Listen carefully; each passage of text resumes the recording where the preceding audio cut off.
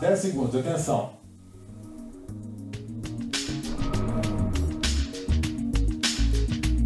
Voltamos com o nosso Super News aqui na Rádio Super 100,5 FM, na Rede Super de televisão. Conversando agora com ele, que passou seu final de semana no Caribe, Milton Guimarães. Tava tudo bom no Caribe, Milton Guimarães? Tava ótimo. Apesar desse friozinho que tá fazendo aqui em BH, no Caribe tava quase 40 graus. Só pela TV mesmo, né, filho? Você esqueceu do meu helicóptero? Ah, é verdade. Ele não pousou ainda não, viu? Ele não pousou ainda. Então eu estive sim no Caribe, sim, tá bom? Tá bom, só porque você quer mesmo. Ô, Milton, sobre o nosso querido presidente da República, sim. Como é que foi aí o final de semana dele, as decisões que ele tem tomado? Sim. Olha, final de semana agitado para o presidente Bolsonaro, viu? Ontem ele participou aí de um chá revelação para o que virá a ser o neto do presidente. Não se sabe mesmo, rapaz? Mas a imprensa não divulgou se é homem ou se é mulher, e é filho do Eduardo Bolsonaro, que eu não sei se é o número 3 ou o número 2. Ô Milton, mas sabe, eu esqueço. Olha, mas o pessoal aí da militância, viu, já vai começar a discutir gênero. Esse negócio de chá revelação. Deixa que a criança vai escolher o que vai ser depois. Mas, gente, pelo amor de Deus, tenho certeza que teve gente que já questionou isso aí, viu? Sim, com certeza. E se ele não tivesse feito o chá revelação, eles teriam reclamado também. Então não tem jeito de agradar, não. Mas vamos lá. Bom, ontem, depois que ele participou desse chá revelação aí do possível neto ou neta, o presidente seguiu aí para o Palácio da Alvorada e lá ele foi recebido por apoiadores e ele confessou, né, e disse que ele vai sim sancionar a lei de ajuda aos municípios que ele já tinha confirmado na quinta-feira à tarde. Você lembra, né, Cássio? Sim, a gente comentou sobre essa lei, que é uma ajuda de um custo para ajudar municípios e estados durante esse período aí de pandemia e durante a crise econômica que provavelmente vai acabar acontecendo aí com essas cidades e com esses estados. O total desse dinheiro aí é cerca de 60 bilhões de reais que vão para ajudar essas cidades, né? Esses prefeitos e as autoridades dos estados. Ajuda muito bem-vinda. Ajuda muito bem-vinda. O pessoal está precisando. Os municípios pequenos, principalmente, alguns estados estão praticamente quebrados, né? Sim, verdade. Esse dinheiro vem aí para ajudar essas cidades. Isso. E aí ele disse que vai sancionar sim e confirmou que ele vai sancionar essa lei hoje ainda, tá? Segunda-feira. Segunda-feira.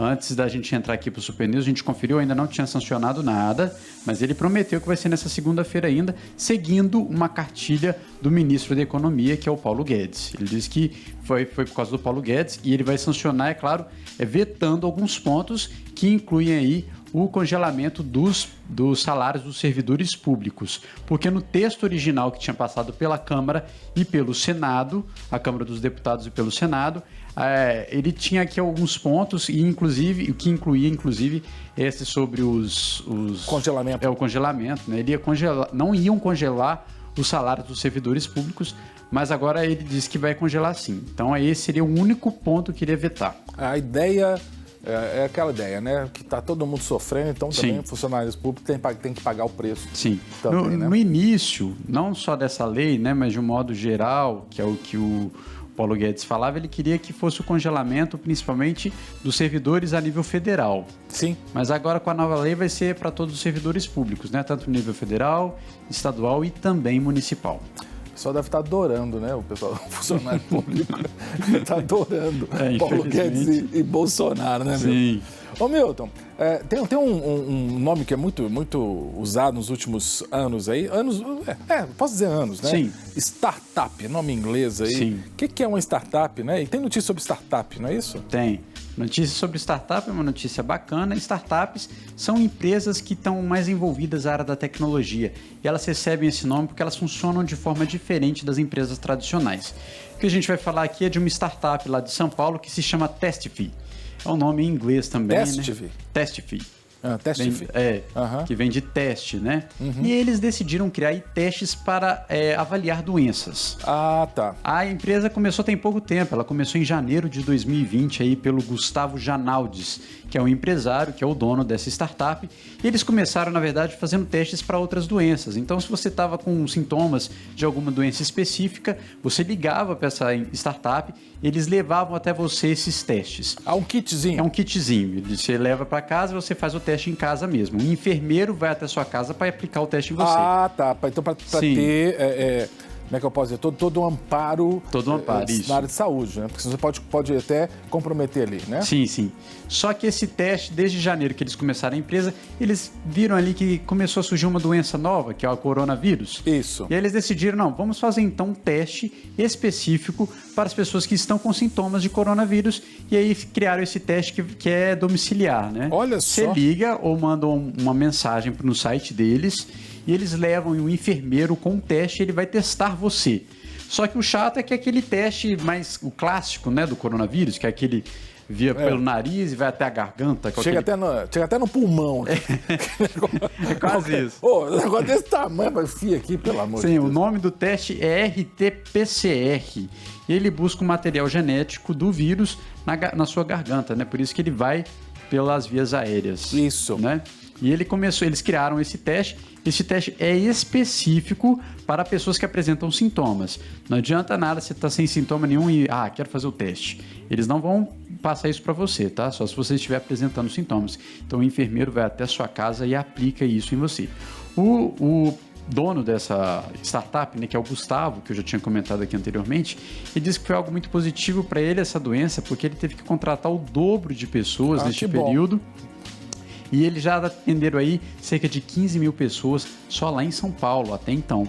Só que o problema é que esse teste, apesar de ser muito bom, porque você pode fazer em casa, você não precisa ir ao médico ou um laboratório, não precisa sair de casa durante esse período, é que o preço dele continua alto, viu? R$340. Eita! O teste em laboratório tava 250, 300, então sim. Tá difícil, né? Mas ele tá ganhando um dinheirinho bom, viu? Porque são 300 testes que ele está aplicando por dia. Uau! Multiplica isso aí. Dá um dinheiro bom, né? E é ótimo que ele tá dando emprego para as pessoas, né? Porque nessa hora, pensar numa empresa, uma startup que tá dando emprego para a pessoa. Sim. Por falar em trabalho, tem uma senhorinha que tá trabalhando com drive-thru. Como é que é essa história, Milton? A gente vai contar aqui a história, Cássio. É uma história interessante de uma senhorinha de 104 anos. Todos os dias, ou quase todos os dias aqui no Super News, a gente tem contado histórias de pessoas de idade que se recuperaram da Covid-19. Sim. Só que a história dessa senhora é diferente. Ela não foi ali acometida pela doença. Ela tem 104 anos, o nome dela é Cecília Ferreira da Silva. Olha, brasileira. É, brasileiríssima, e ela mora na cidade de São Carlos, no interior de São Paulo. Olha! O que a gente está vendo na foto aí na imagem é a família dela, né? Para quem está ouvindo a gente na rádio, a família toda é uma família bem grande, são vários filhos. No mínimo ela tem bisnetos. Ela tem bisnetos também. Ela tem 104 anos e olha que legal. Ontem foi o Dia das Mães e também foi o dia de aniversário dela. Que legal. Aniversário que ela completou 104 anos. Que lindo. Só que, infelizmente, por conta dela ser do grupo de risco, ela não está podendo receber os filhos, nem os netos, nem os bisnetos em casa. Sim. Então eles decidiram fazer uma coisa diferente. Ela falou assim, não, eu vou fazer meu bolo e nós vamos fazer um drive-thru de bolo. As famílias vão passando aqui em casa, nós vamos entregando os bolos. A família dela? A família dela. Entendi. Então, por exemplo, boa ideia. Se você fosse filho dela, Cássio, sua casa tem quantos? Você tem quantos filhos? Eu tenho 3 filhos. Então, na sua casa são 5 pessoas, contando com a sua esposa, né? Agora, se bem que eu tenho neto também. Então... agora você tem neto. Então, são 6. Isso. Então, você ia fazer o drive-thru, passar pela casa da vovó, pegar 6 pedaços de bolo. Então passa de carro lá. Passa de carro. Olha que legal, rapaz. Muito legal. A história da Dona Cecília vai ser contada também em um livro.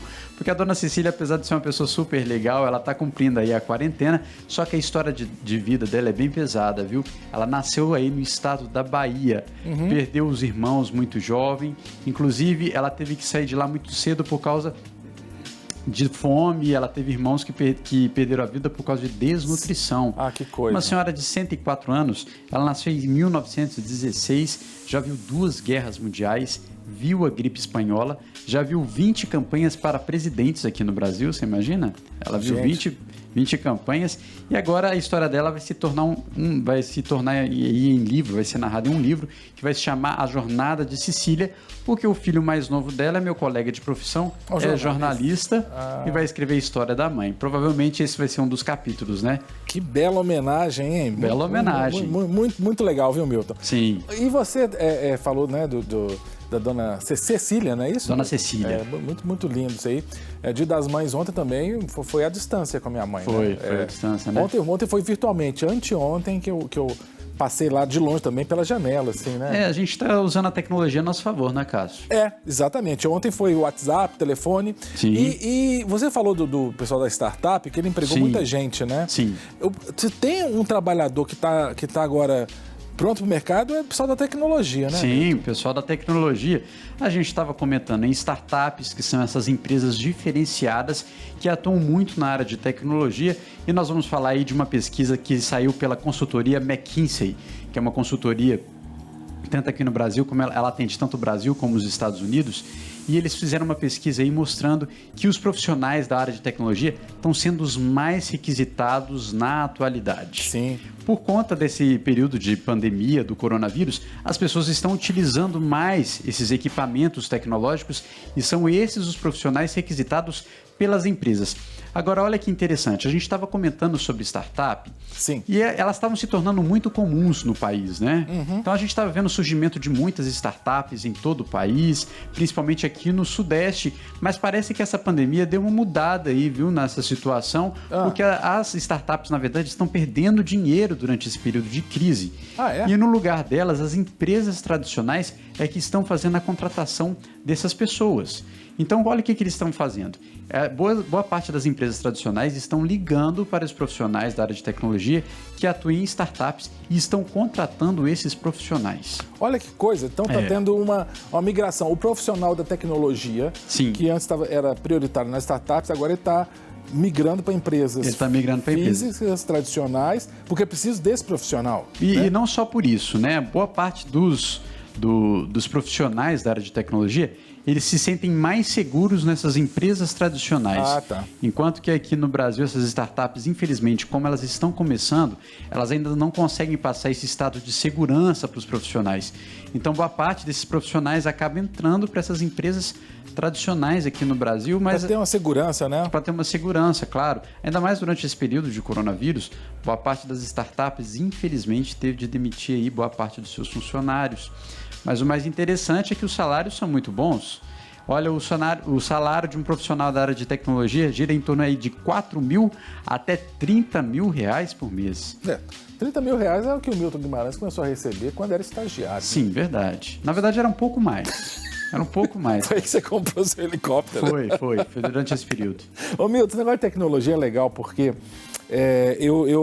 foi que dia, meu Deus? Sábado. Minha filha, você sabe, a minha filha, ela estuda nos Estados Unidos, né? É a caçula, não é, Cássio? Não, a mais velha. Ah, mais velha. Eu achava que era a caçula. Não, a caçula estuda aqui. Mas ela estuda nos Estados Unidos, né? E frequenta uma igreja. E ela convidou minha esposa e eu para a gente participar de uma reunião virtual, né, utilizando dos aplicativos, né? E eu fico pensando, gente, que coisa maravilhosa. Eu pude participar de uma célula, de um grupo de crescimento de uma igreja norte-americana, estando no Brasil. A impressão que eu tenho é que essa crise, essa pandemia, ela deu uma balançada na igreja, mas eu acho que a igreja vai sobreviver. Você acha que a igreja vai sobreviver vai sair bem dessa crise, Milton? Olha, eu acho que ela vai sobreviver sim, viu, Cássio? Mas se depender de um pastor lá da Uganda, que é o pastor Robert Kayanja, a ideia é de que a igreja vai sair ainda mais forte durante esse período.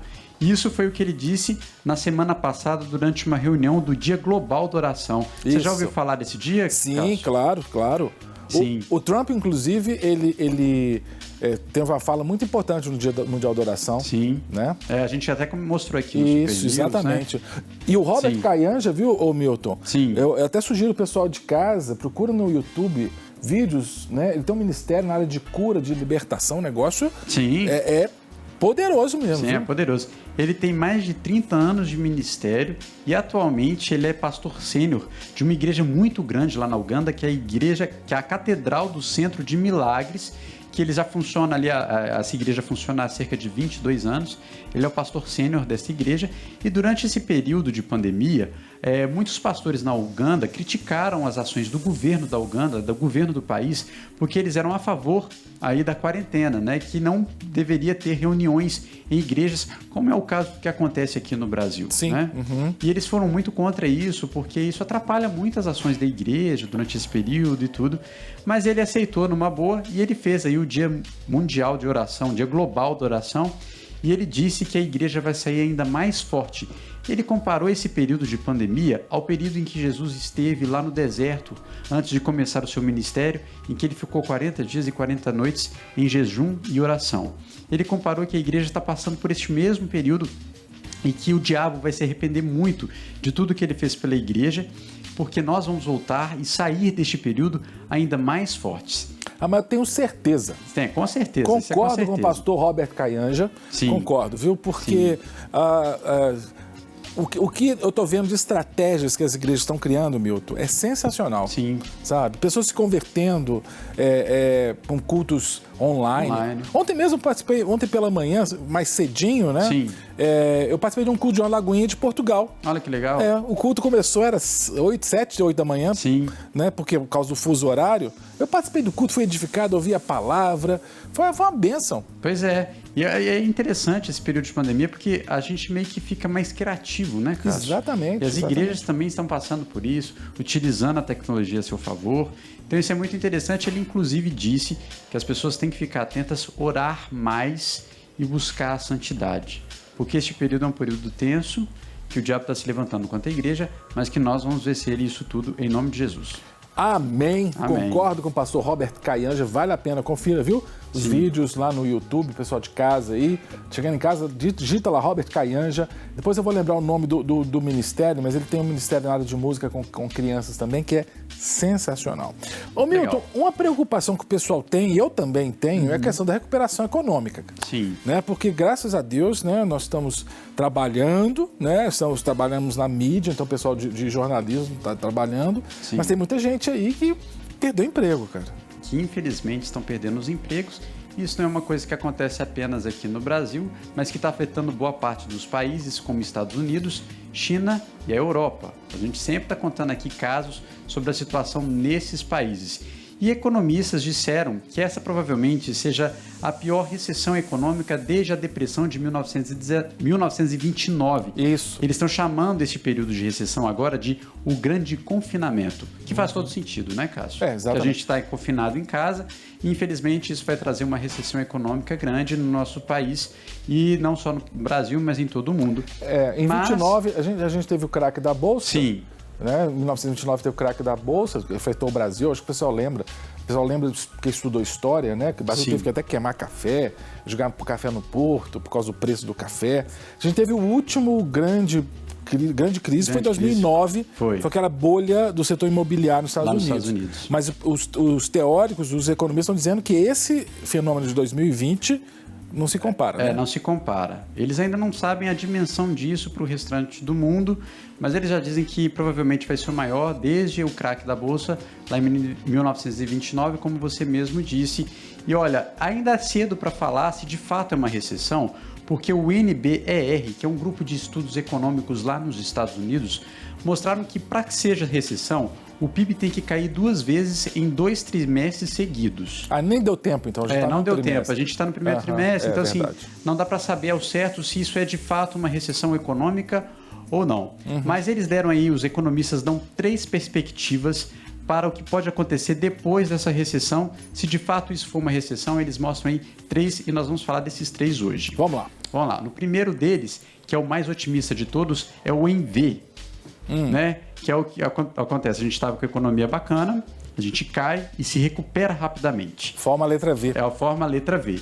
Neste caso, só seria a letra V, por isso que eles falam que é a mais otimista de todas, porque é no caso de aparecer uma vacina. Então, você imagina que surge uma vacina agora, que eles consigam desenvolver, como a gente sempre está mostrando aqui todos os dias.